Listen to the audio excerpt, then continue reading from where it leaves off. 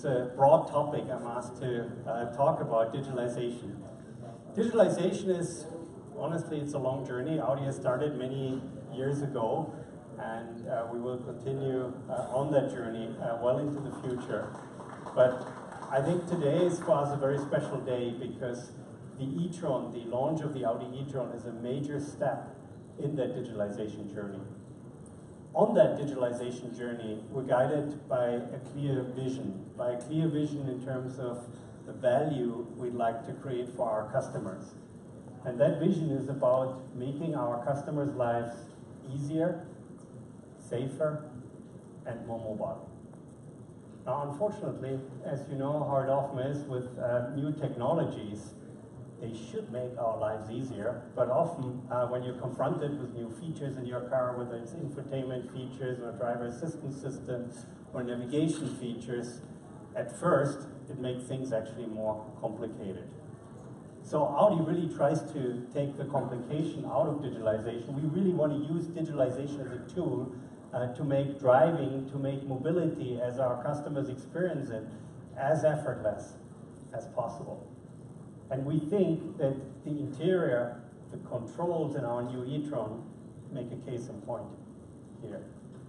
You see hardly any more buttons in our e-tron. It reminds me a little bit of my iPhone, where my little daughter is 4 years old, and she can't read, she can't write, but she can actually, from the iPhone, she can do FaceTime calls to my grandmother. Can get a little bit expensive, but still, it's wonderful. Actually, when I'm in my new Audi with my son, he's 2 years older, he's 6 years old, I have to be careful now because it's so intuitive to use some of those functions that he doesn't start using functions in my car that he shouldn't use.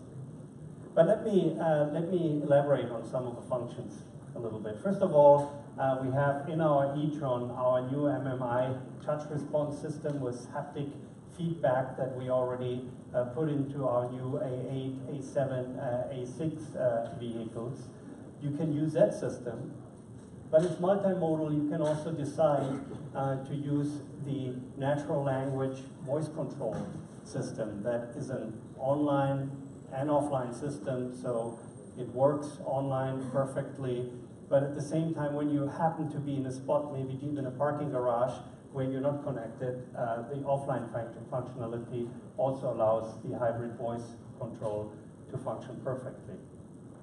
There's even a first in a new series produced car with our virtual exterior mirror. So you can decide whether you like to have a traditional rear view mirror, left and right of the driving cabin outside your windows, or whether you actually want to use the virtual mirror feature, where you have little screens within your dashboard, so you don't have to move your eyes so far to the left and to the right. You always have everything under control and easy to see.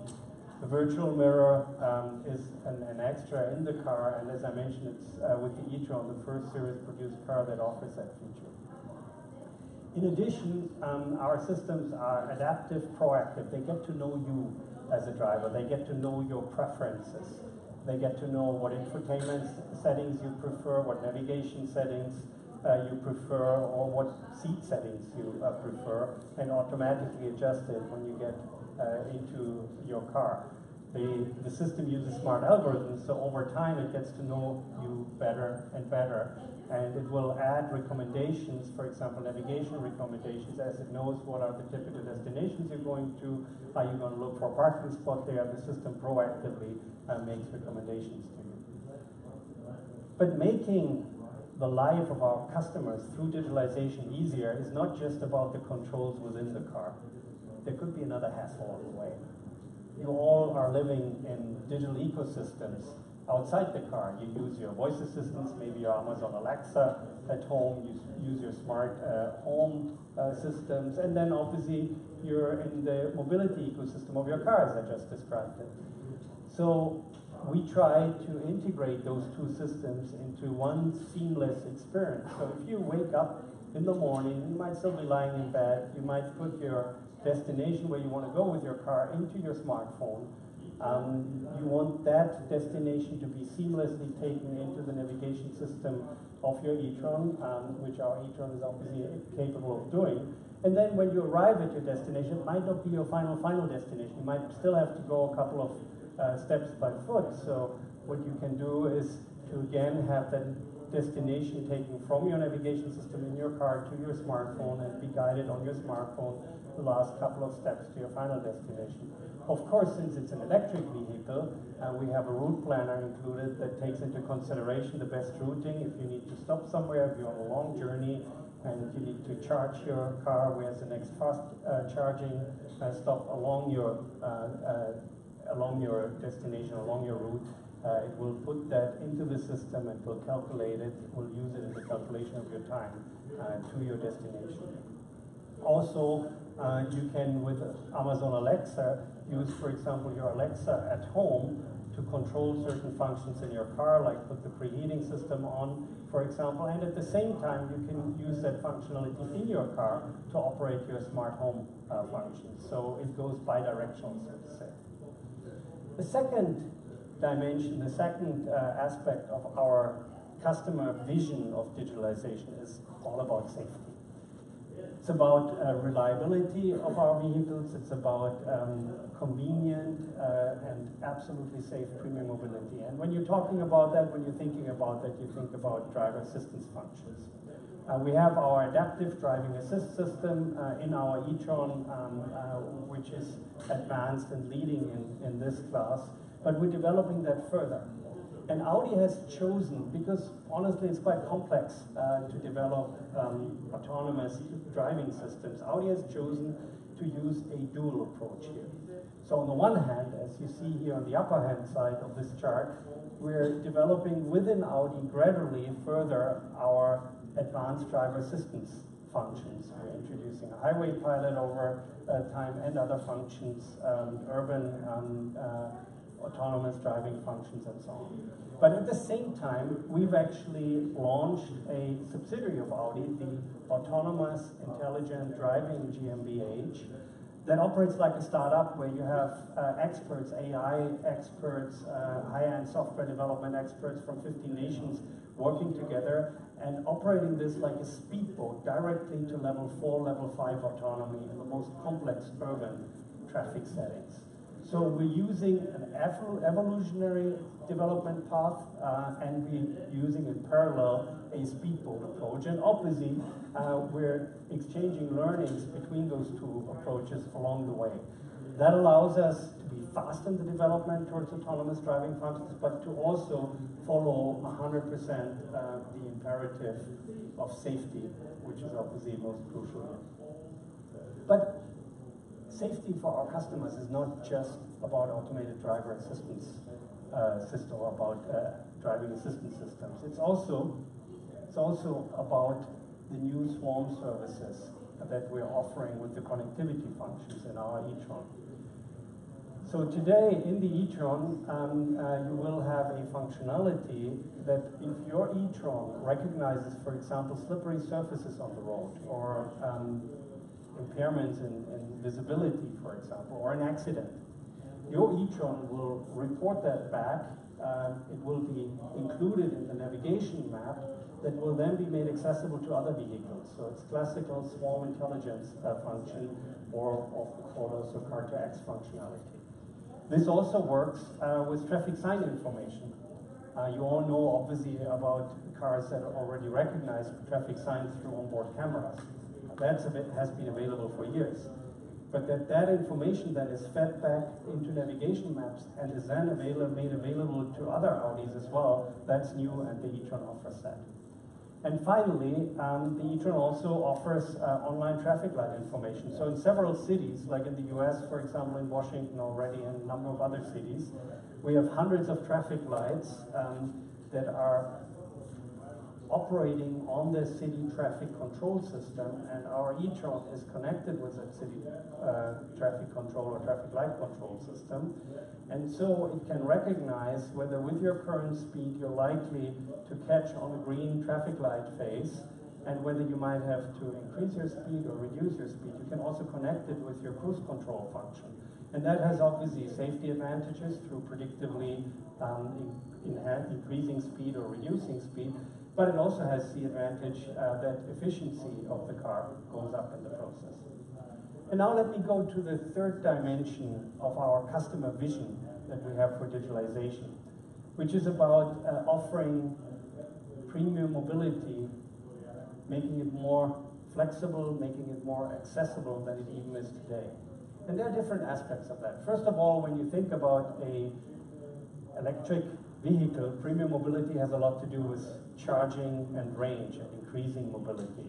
So the e-tron will be the first series produced electric vehicle that offers you 150 kilowatt high power charging.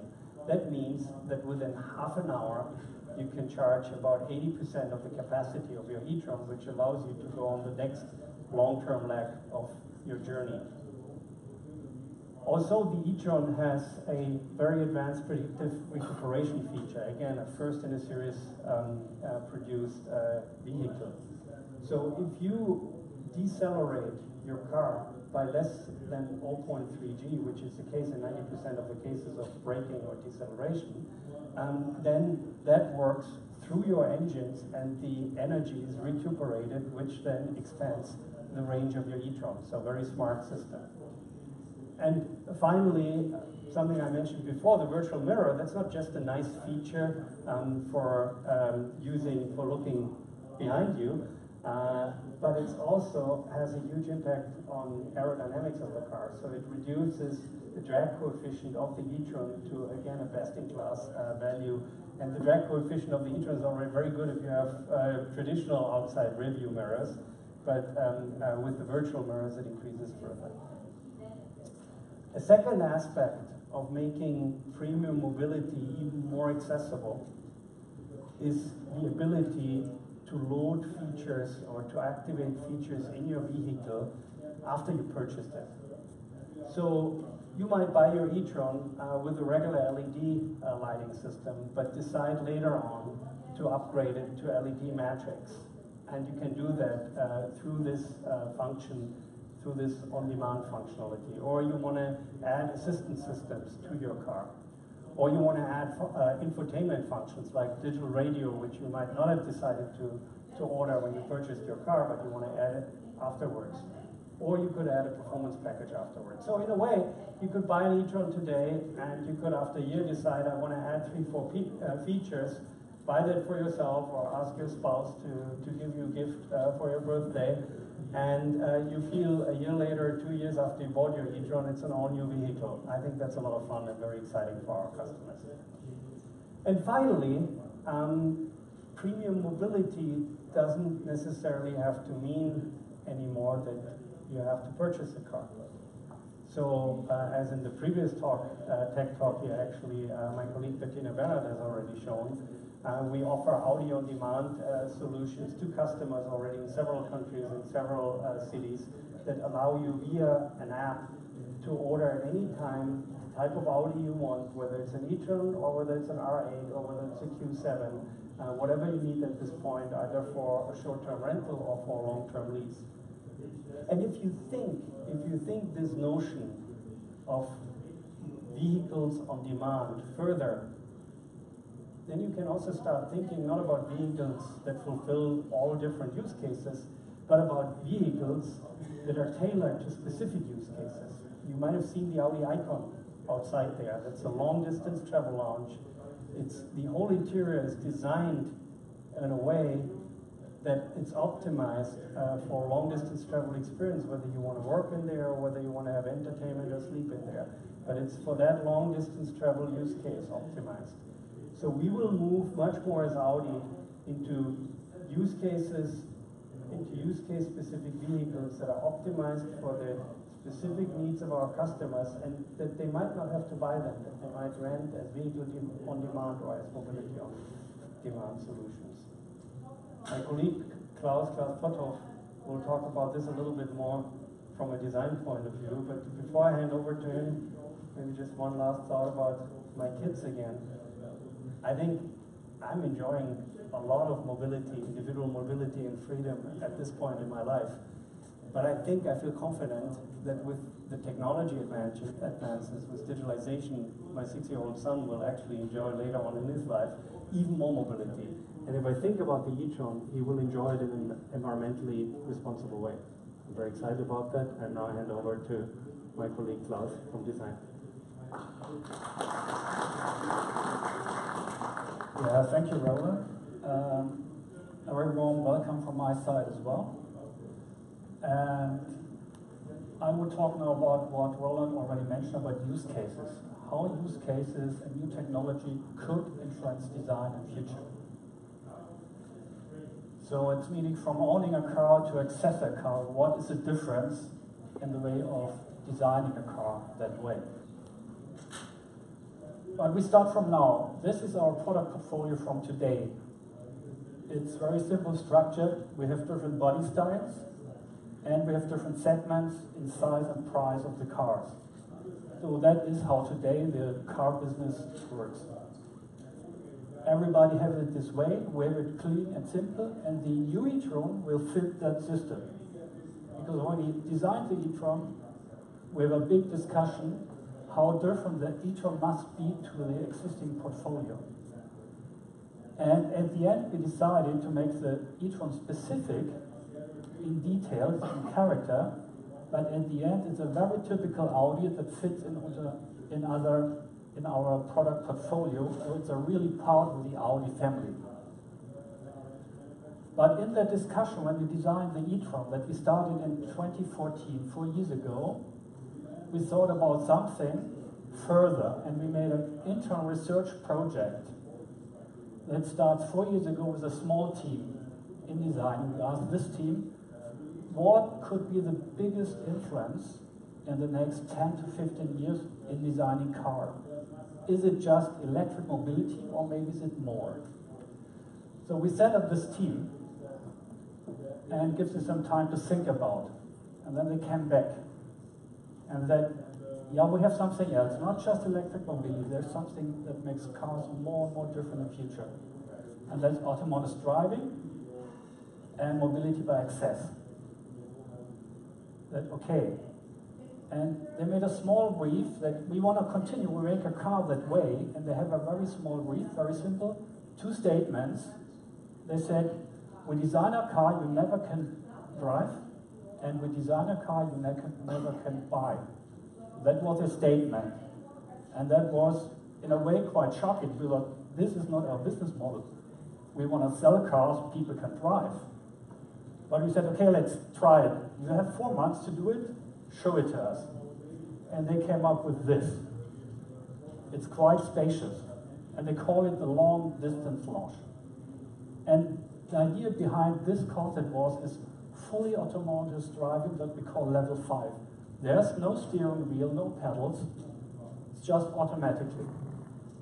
And it's a use case based on interurban mobility from one city to another city. Like you sit 3 hours or 4 hours in a car, and they said, this is the most worst. Sitting in a car, you don't drive, and it gets totally boring. So they came up with what we can do in the car when we don't drive, like sleeping, watching films, working. So they created this kind of launch, and it was really spacious. We were shocked, but also interested. But at the end, this was the birth of the icon. But before I look on the use cases, back to the portfolio. So this is the owning portfolio with the segments and the different body styles. But how it could look like if an access portfolio will be there, because you only access. So we came up with something that we call a landscape of use cases. When we look clockwise, we have down on the left the interurban. A special vehicle that's only used for longer distances between big cities. This is the icon. Then, of course, very important is the mobility in the mega cities, in the urban areas, but that's different. Therefore, we expect a different kind of car. This is a concept we are already working on, but it's not released yet. Then, next was, we call it in air. This is a mobility you can take off the ground and fly with a drone around. So you have a capsule that sits on a chassis. You can move around the city, or you can put this capsule on a drone, you can fly around. That's a concept our colleagues from Italdesign already worked on with Airbus industry, and they showed this as a concept this year at the Geneva Motor Show. And the fourth, we call it on track. When he said, we have so many vehicles, they are bringing from A to B in a nice way, but where's the emotion? We still need something very emotional, as a sporty premium ramp. So we create the idea of a car you can drive yourself, and it uses the technology we developed for autonomous driving, but it's a really self-drive, a car you drive yourself. It's a bit like a modern sailing boat. You have the feeling of sailing boats, but with very high-tech and modern technology. This is the PB18 we showed 3 weeks ago at the Monterey Car Week. So when we look on these concepts, the Icon and the PB18 e-tron, these cars are more extreme like the actual portfolio. The left one, you don't need a driver. You have a really perfect launch you can sit in, you can do relaxing, like you want, you can work. On the right-hand side, the PB18, it's really extremely for driving also on racetracks. Let's have a look further. The Audi Icon. The Icon is our launch model that's a bit bigger than an 8.8 long wheelbase. And with a launch-like interior, not so extreme like we did it for the long-distance launch. It's still more a car than a spaceship. But you have enough space for 2 people, or if you like, for 4 people. There's a clear, simple interior with an interface that gets in any position where you want to be, where you sit. You don't have to lean forward to touch anything. You can have a look later in the exhibition. The car is there. We have a designer who can explain you the whole interior function, if you like. So important is you enjoy your trip, even if you relax or you work, in different ways. But when you come to the other side, the PB18 e-tron is the other way around, the opposite of the Icon. This car is really low, flat. It's a typical sports car. It drives really in your heart when you see it. And the idea of the car is you can drive to a racetrack. It's for 2 people. But when you're on a racetrack, the interior area, the monocoque for the driver, moves in the center of the car like on a real race car, and you go for the race. And through the instruments, you can look on the road, on the track. So this is a very special concept. This concept we just can do with the technique we developed for the autonomous driving, even if this, what we call level 0, is not autonomous driving. But we have the advantage of this modern technology for have more fun and pleasure in driving. So the whole idea is to create a future for access mobility concepts. They're fitted to use cases and not to a classic portfolio with segments. We see a lot of potential to do this. And now coming back to the e-tron, what's launching today, the e-tron is the beginning of the future, because the electric drivetrain is the base for all these cars. Because with the electric drivetrain, we can make concepts we never can do with a classic combustion engine car. So the e-tron is really the beginning of the future, and we were strong on these concepts to improve, to make more concepts, and to do the right design and the right concepts for access of mobility. Thank you very much.